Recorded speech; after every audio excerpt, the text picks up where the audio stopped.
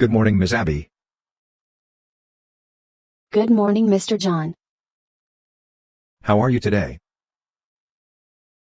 Very well, thank you. How was your weekend? Very well, thank you. What about yours? My weekend went very well. I went to the beach. I see. It was a pleasure talking to you. See you next time. Sure, have a great day.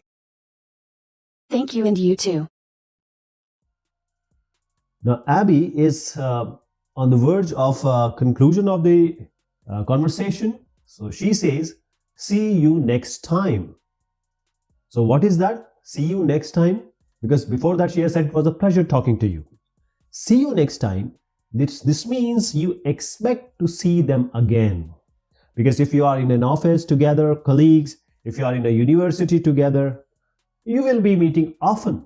So that is how you say see you next time.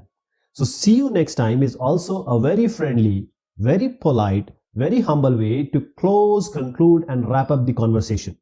There are other ways to say see you next time, like see you later, see you soon, talk to you later, have a nice day.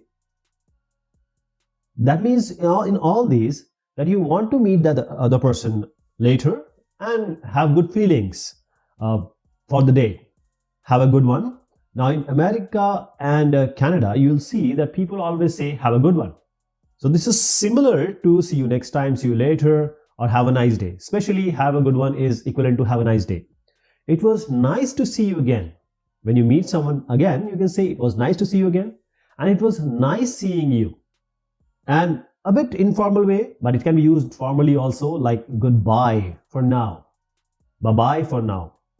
I look forward to our next meeting, especially while you have a meeting in very formal ambience. I look forward to our next meeting is that to be used. See you next time. I look forward to our next meeting.